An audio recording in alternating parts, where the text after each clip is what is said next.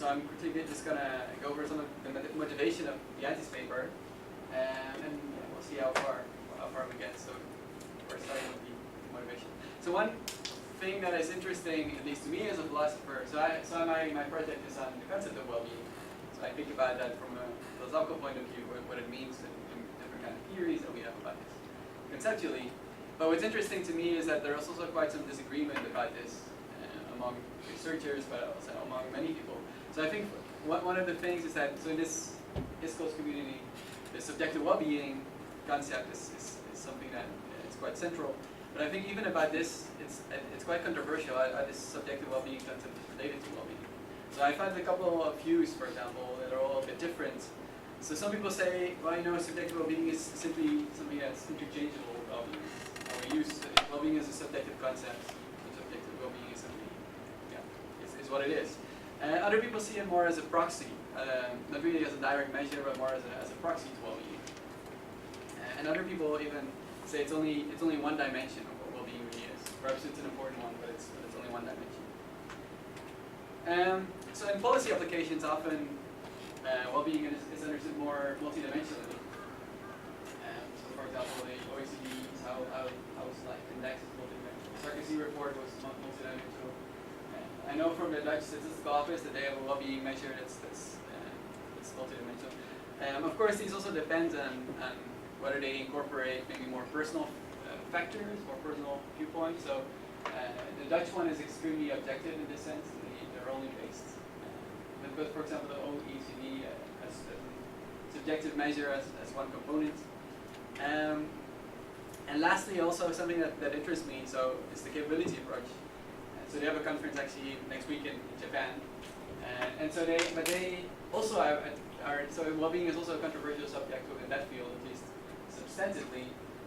They don't really agree on what it is or how you get there. So for example, you have this idea. So they have a multidimensional view generally, but part of them say, well, it should be the philosophically informed index. So Nussbaum has an index, or at least a list of things that she thinks is important. But other people say it should be a democratically informed process that informs what well-being really is. And so that's sort of the motivation behind this project a bit. And so what the question is that I attempt to answer in this paper, in this empirical project, is, so what are people's conceptions about what really makes up well-being? And so why would we do this? So one of the things is I think it's simply interesting, and I think you can argue that to some extent these empirical questions, they should be motivated, or should be informed with these kind of knowledge about what is it that how people can see it. But there's also a more normative viewpoints. For example, Daniel Hebron and Valerie Tiberius have published this paper in which they argue that from a policy perspective, if you're going to do well-being policy, it better be the kind of well-being that people think that it is. So there's this normative idea behind this. The methodology that we use is also kind of uncommon. It's sort of like semi-quantitative methods, and it's called Q methodology. And Q methodology was developed by Stevenson, and it was a colleague of Spearman in the 1930s. It's very old, but it's always been sort of like in the background. It's not very mainstream kind of methods. But people use, so it was developed to measure subjectivity, and it's becoming a bit more popular to do these things to measure. So in fields of research that try to get at subjectivity, it hasn't really been used so much for well-being, but I think a couple of people have tried this. Basically, you develop a set of statements. So you ask respondents to rank these statements somehow. I'll show you how this works a bit. And then sort of you analyze the communalities between not these statements themselves, which you would do normally in many statistical methods, but among the people. So you see if there's maybe common viewpoints. That's sort of how it works. And you use as a vector analysis for this. But yeah, so non-standard. So normally you would do a by-variable vector analysis, but we do like a by-person vector analysis. And so we try to describe and interpret these viewpoints. And what we use for that is, so we kind of use a qualitative methods. So we've asked people to describe, so we ask people to explain their answers. And we use that in order to interpret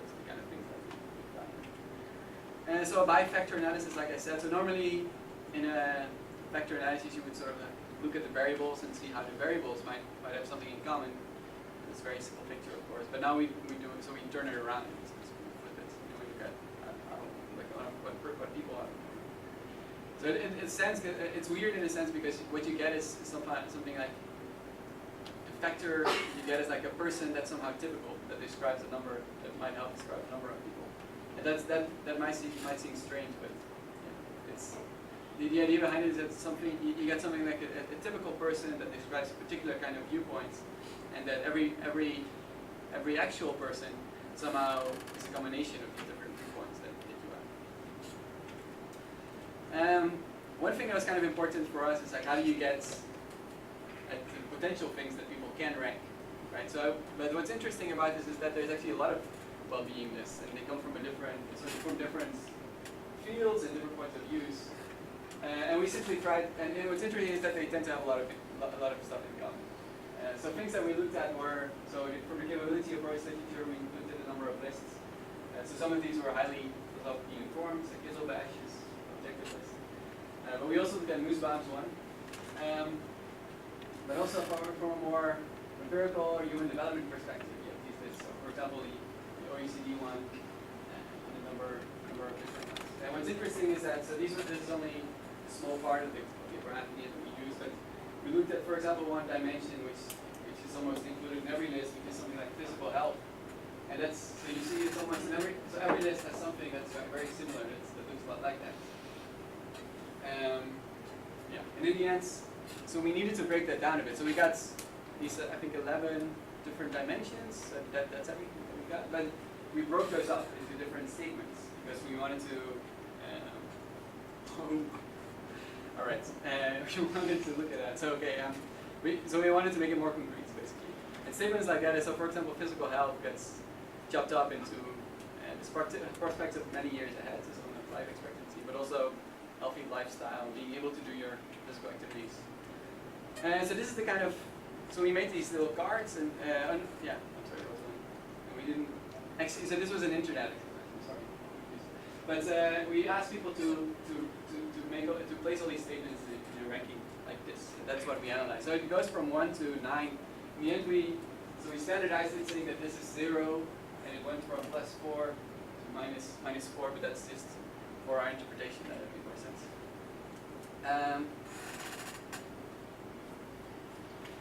So different viewpoints, really quickly.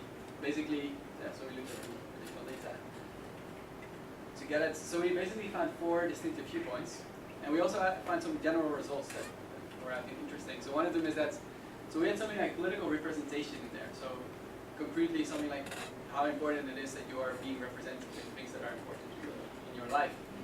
And this was ranked like incredibly low by almost everybody. And the same account sort of for spirituality.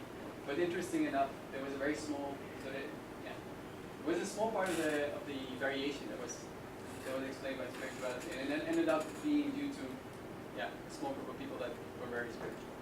Who did you ask? I mean, who's in the sample? Yeah, so this was like a Dutch population, and it was sort of like a relatively well represented sample of the Dutch population. It ranged, I think, from teenagers, a couple of teenagers, until very old people. Thanks. Interesting enough, maybe for people who come from a hedonic, who like hedonism, is that so mental well-being, something like this, is what we called it in the end. It's a bit of a translation issue. We called it a little bit differently. That was more hedonic, but so that was ranked quite highly. So that was the most important thing. But also health was seen as something that's really important as well-being as well.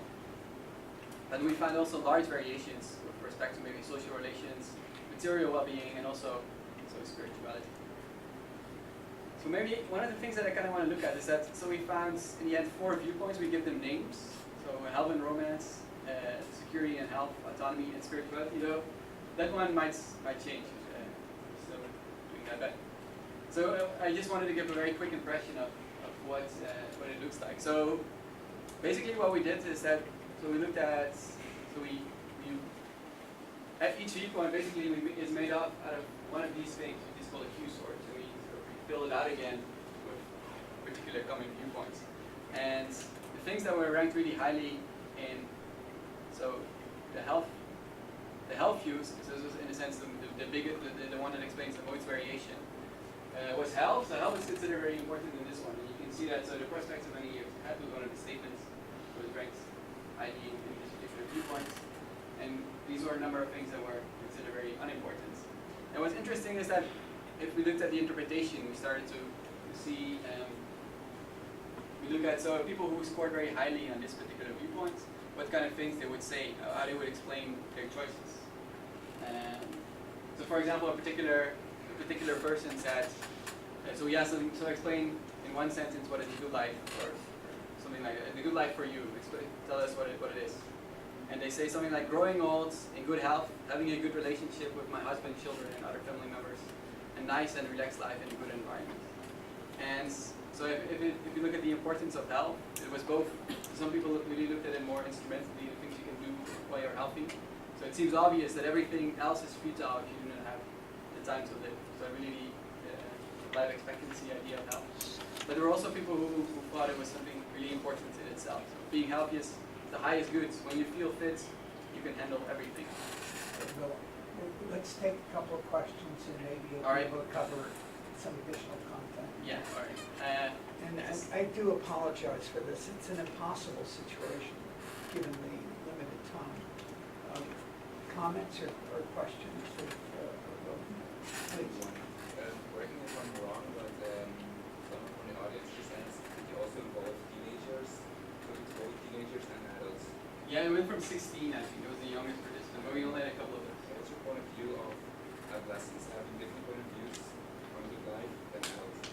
Yeah, it's a couple of things can be said about this. So the first one is that, relatively speaking, I was surprised with how little that mattered. So like, in a sense, it seemed to be relatively robust to age. That was one thing. But we looked at it only in a little bit. We didn't include it in the paper. It's a good question. On the other hand, there's of course also a little bit of an obvious point that for somebody who's very old, you have a different perspective on health. And that of course it does make a difference. It doesn't. And that's interesting in itself if you think about how we think about it.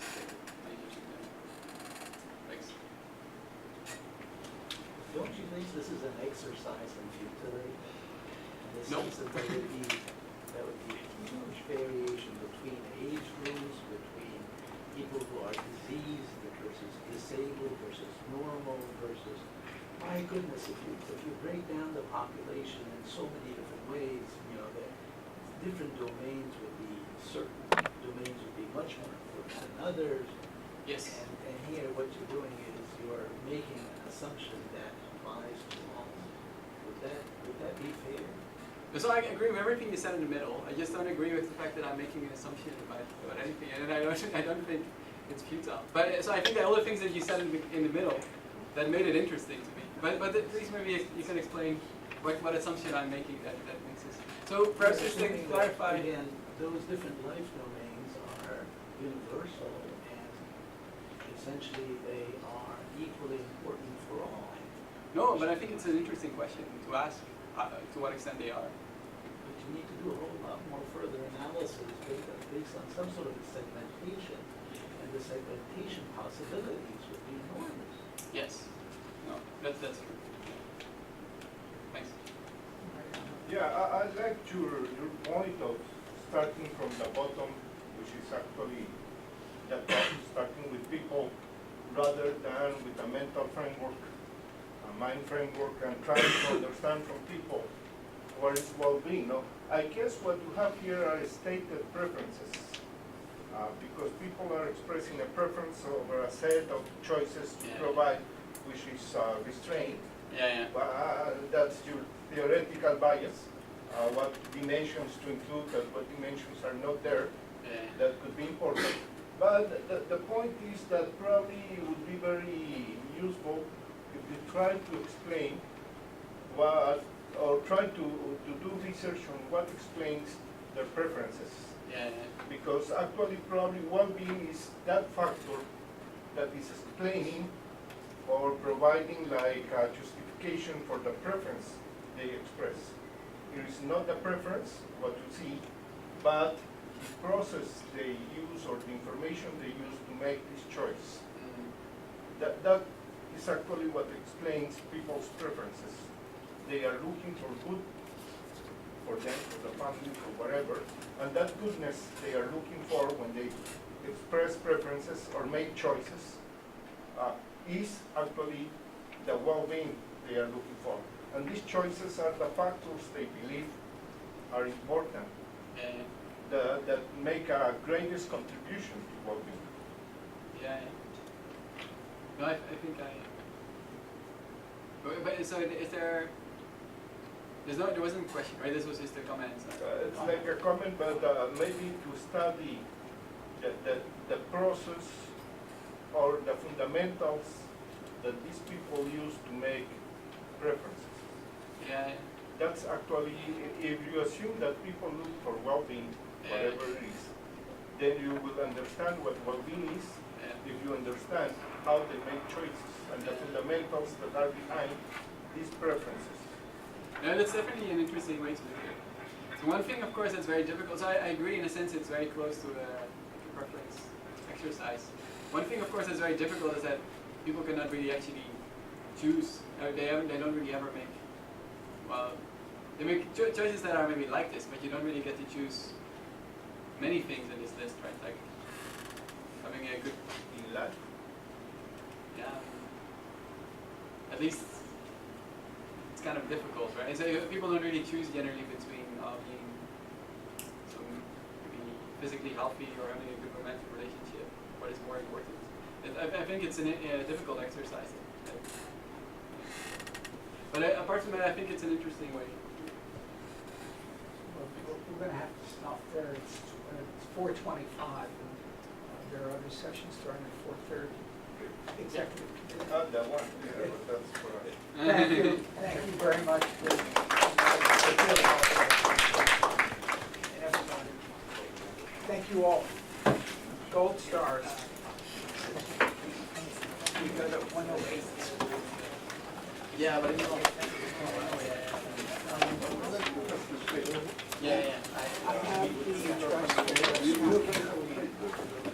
yeah, but it's really being worked right now. But I can send you one home.